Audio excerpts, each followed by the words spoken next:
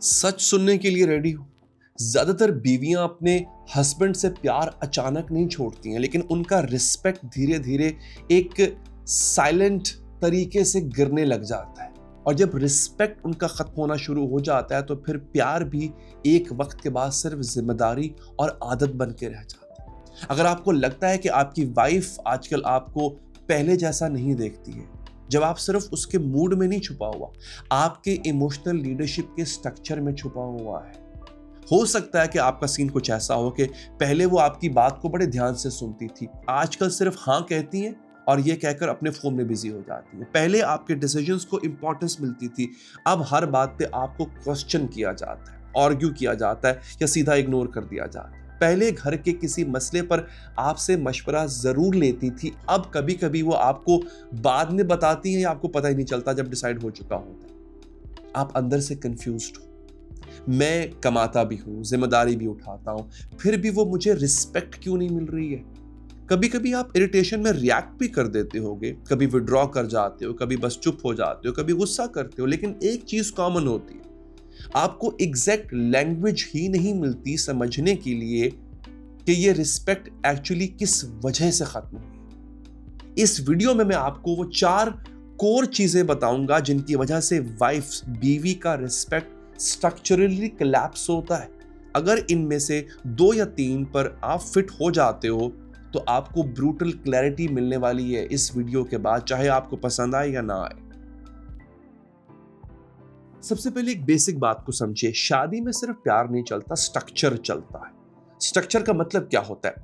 Power dynamics कैसे distribute होंगे, emotional leadership कौन ले रहा है, और स्टेटस परसेप्शन क्या है, यानी उसकी नजर में आपका लेवल क्या है।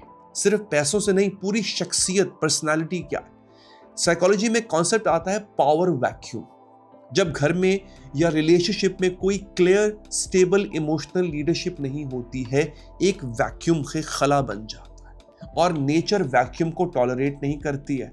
कोई ना कोई उस जगह को फिल जरूर कर देता है।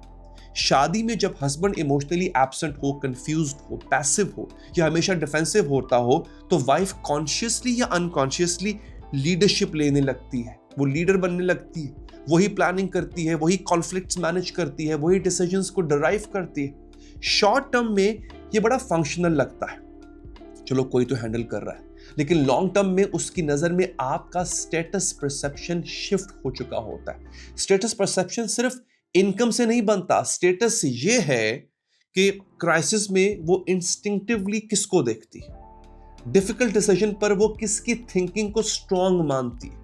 इमोशनल स्टॉर्म जब आता है उसमें उसको कौन सा इंसान ग्राउंडिंग लगता है। अगर बार बार पैटर्न ये हो कि आप या तो एक्सप्लोड करते हो या शट डाउन करते हो, या हमेशा कि ठीक है जो तुम सही समझो ये कहकर रिस्पॉन्सिबिलिटी उस पर डाल देते हो, तो दिखने में आप नाइस और पीस लविंग लगते हो, लेकिन उसके दिमाग में बड़ा एक सटल मैसेज रजिस्टर होता है, ये आदमी इमोशनली लीड नहीं कर सकता। अब मैं आपको एक बड़े क्लियर तौर पर वो 4 स्पेसिफिक चीजें बताऊंगा जिनकी वजह से वाइफ्स का रिस्पेक्ट एक्सेलरेट होकर गिरता है। अगर आप उन्हें ऑनेस्टली चेक कर सको तो मैं आपको एग्जैक्ट ये पॉइंट दिखाऊंगा या दिखेगा जहां से प्रॉब्लम शुरू होती है। तो चलिए हम पॉइंट पर आते हैं। रिस्पेक्ट जनरली 4 कोर चीजों की वजह से गिरती है। सबसे पहले है consistent emotional weakness, not softness, emotional weakness. Soft होना वीकनेस नहीं है, लेकिन जब आदमी हर कॉन्फ्लिक्ट, हर प्रेशर, हर ओपिनियन पे या तो टूट जाए या रूठ जाए या ड्रामा करे, तो वाइफ सब कॉन्शियस में एक इमेज बना लेती है, उसके सब कॉन्शियस में एक इमेज बन जाती है, ये लाइफ के प्रेशर को हैंडल नहीं कर सकता। एग्जाम्पल ये है कि थोड़ी सी क्रिटिसिज्म पर आप फौरन डिफेंसिव हो जाते हो, मैं ही हमेशा गलत होता हूं। हर लड़ाई में या तो आप आवाज उठा देते हो या कंप्लीटली साइलेंट हो जाते हो। 2-3 दिन के लिए भी ऐसा कुछ लोग करते हैं। फाइनेंशियल स्ट्रेस अगर आए तो आप या तो ब्लेम गेम शुरू कर देते हो या टोटली नम हो जाते हो, कोई प्लान नहीं, कोई डायरेक्शन नहीं है। यहां से वो फील करती है कि मुझे इस आदमी को इमोशनली संभालना भी है, घर भी संभालना है, खुद को भी संभालना है। जहां औरत को पार्टनर की जगह मदर वाला रोल फील होना शुरू हो जाए ना, वहां पर रिस्पेक्ट गिरना शुरू हो जाती है। नंबर 2, वर्ड्स और एक्शन का mismatch. Contradiction between words and action. Respect का सबसे स्ट्रॉन्ग पिलर होता है कंसिस्टेंसी। अगर आप बार बार ये पैटर्न देखते हो, कल से मैं सीरियसली चेंज हो जाऊंगा, मैं गुस्सा कंट्रोल करूंगा, मैं फाइनेंशियल प्लानिंग को और ठीक करूंगा, बेहतर करूंगा, लेकिन हर प्रॉमिस चंद दिन बाद डिसॉल्व हो जाए, वाइफ के दिमाग में एक सिंपल सा सिग्नल एक्टिवेट होता है, इस आदमी की बात का कोई वजन नहीं है, ये बोलता ज्यादा है, करता कम है। एक आदमी जिसे गलती हो जाती है लेकिन वो क्लियर कह देता है कि हाँ ये मेरी गलती है, मैं इसको तरीके से चेंज करूंगा या फिर छोटे छोटे स्टेप्स इस पर इंप्लीमेंट करूंगा और करता है, वो ज्यादा रिस्पेक्टफुल लगता है उस आदमी से जो बहुत बड़े बड़े डायलॉग्स देता है लेकिन पैटर्न उसका सेम रहता है। Number 3, emotional leadership. अब ये सिर्फ कंट्रोल या सबमिशन नहीं है, इमोशनल, जीरो इमोशनल लीडरशिप। कोई लीडरशिप नहीं दिखा रहा यहां पर। इमोशनल लीडरशिप का मतलब ये नहीं होता कि आप डिक्टेटर बन जाओ। इसका मतलब ये है कि जब घर में इमोशनल स्टॉर्म आए, फॉर एग्जांपल कॉन्फ्लिक्ट है, क्राइसिस है, फैमिली प्रेशर है, आप पैनिक नहीं, आप डायरेक्शन देते हो। आप ना तो हर चीज ब्रूटली इंपोज करते हो, ना हर चीज में जो तुम चाहो कहकर रिस्पॉन्सिबिलिटी से भागते हो। दो एक्सट्रीम्स रिस्पेक्ट को किल कर देती है।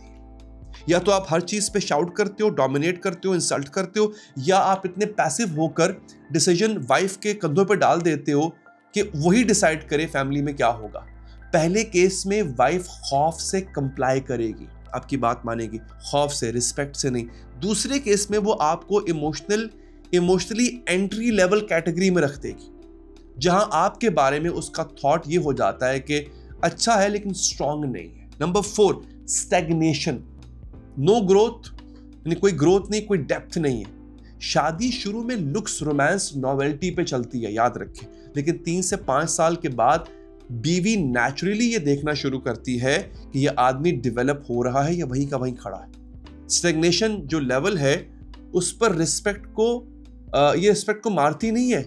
इमोशनल स्टैग्नेशन आपको कुछ नया सीखने, अपनी सोच एक्सपैंड करने, रिलेशनशिप स्किल्स इंप्रूव करने में जीरो इंटरेस्ट।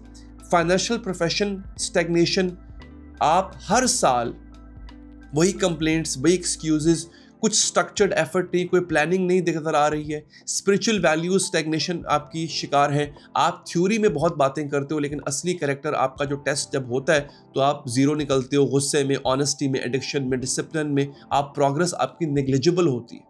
अब वाइफ का दिमाग यहाँ पर एक साइलेंट जजमेंट बनाता है, अगर ये अपने आप को ही लीड नहीं कर सकता तो मुझे कहां से लीड करेगा।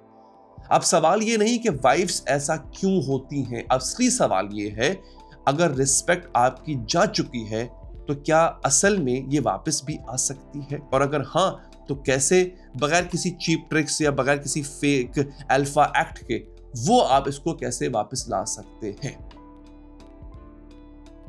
सबसे पहली बात, अगर आप ये एक्सपेक्ट कर रहे हो कि 1-2 जेस्चर्स या 1-2 स्वीट ट्रिप्स से रिस्पेक्ट वापस आ जाएगा तो ये फैंटेसी है। रिस्पेक्ट पैटर्न के बेसिस पर बनता है और पैटर्न ही बेसिस पर रिबिल्ड भी होता है। तो मैं आपको कोई मोटिवेशनल झूठ नहीं देने वाला, लेकिन अगर आप सिंसियर हो तो डायरेक्शन क्लियर है। 3 क्लियर डायरेक्शंस मैं आपके सामने रखने जा रहा हूं। Direction number 1, brutal self diagnosis, blame से बाहर निकल के। आज जरा अकेले में बगैर वाइफ के बिहेवियर पे फोकस किए ये 4 पॉइंट्स लिखिए। Emotional weakness, words action mismatch, no leadership, सिर्फ कंट्रोल या फिर सबमिशन स्टैग्नेशन। हर पॉइंट के सामने ऑनेस्टली लिखो कि मैं इसको किस लेवल तक करता हूं, 0 से 10 तक। मैं बता चुका हूं ऊपर आपको ये points. Emotional weakness, words action mismatch, no leadership और स्टैग्नेशन। जीत वहीं से स्टार्ट होती है जहां से आदमी अपने अंदर के अनकंफर्टेबल डाटा को जेन्युइनली देख लेता है। अगर आप ये स्टेप ही नहीं कर सकते तो बाकी स्टेप्स आपके सिर्फ ड्रामा होंगे। डायरेक्शन नंबर 2, माइक्रो शिफ्ट्स करने हैं, मैक्रो डायलॉग्स नहीं करने हैं। रिस्पेक्ट स्पीचेस से नहीं बनती, रिपीटेड एक्सपीरियंसेस से बढ़ती है। इसलिए नेक्स्ट कॉन्फ्लिक्ट में सिर्फ एक चीज प्रैक्टिस कीजिए, एक्सप्लोड या शटडाउन के बजाय पॉज लीजिए, काम टोन में अपना स्टांस रखिए। चाहे ऑकवर्ड लगे लेकिन अपने दिमाग को ट्रेन करो ये करने के लिए। नेक्स्ट प्रॉमिस जो भी आप करो, छोटा करो लेकिन पूरा करो। मैं हर रोज 2 घंटे एक्स्ट्रा काम करूंगा, इसके बजाय मैं अगले 7 दिन में एक काम कंप्लीट करूंगा और फिर उसको पूरा करो। वाइफ सबकॉन्शियसली ये देखती है कि क्या ये आदमी actually slow but real change कर रहा है या सिर्फ शॉक शो कर रहा है। डायरेक्शन नंबर 3, अपने आप को उठाओ, सिर्फ उसको मनाओ मत, अपने आप को एलिवेट करो। रिस्पेक्ट तब वापस आता है जब व्हेन शी फील्स इस आदमी ने अपने आप को अपग्रेड किया है, और ये अपग्रेड सिर्फ कपड़ों या गिफ्ट में नहीं होना चाहिए, ये थिंकिंग लेवल पर होने से आता है। Books, serious content, guidance, therapy, जो भी एक्सेसिबल हो आपके लिए। इमोशनल रेगुलेशन इंप्रूव होने से, डायरेक्शन क्लियर होने से, मैं अगले 2-3 साल में अपनी फैमिली को किस तरफ ले जाना चाहता हूं, ये आपका विजन क्लियर होना चाहिए। हो सकता है इनिशियली वाइफ जो है वो रेजिस्टेंट हो, ताना भी मारे कि तुम कब से इतने सीरियस हो गए हो, लेकिन अगर आपको ईगो की बजाय कंसिस्टेंसी चूज करना है तो आहिस्ता आहिस्ता उसका दिमाग आपको दोबारा से रीअसेस करेगा। क्या गारंटी है कि वो 100% पहले जैसा रिस्पेक्ट करे आपको? कोई गारंटी नहीं। लेकिन ये क्लियर है कि अगर आप खुद अपने आप का रिस्पेक्ट एक्चुअल एक्शन से बिल्ड करोगे तो या तो वो आपको दोबारा वैल्यू करेगी या एटलीस्ट आप अपने आप के सामने सीधे खड़े होने के काबिल हो जाओगे। और अक्सर जब आदमी अपने अंदर का पावर वैक्यूम फिल करता है तो या तो रिलेशन हील होता है या फिर टॉक्सिक डायनामिक्स क्लियरली सामने आ जाते हैं, जहां से आप मैच्योर डिसीजन ले सकते हो।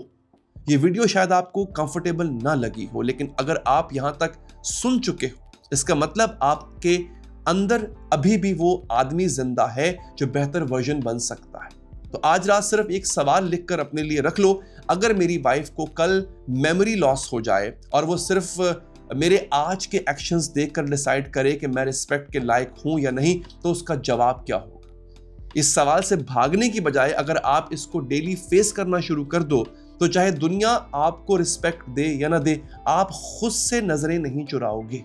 अपना ख्याल रखिए, मिलते हैं अगली वीडियो में।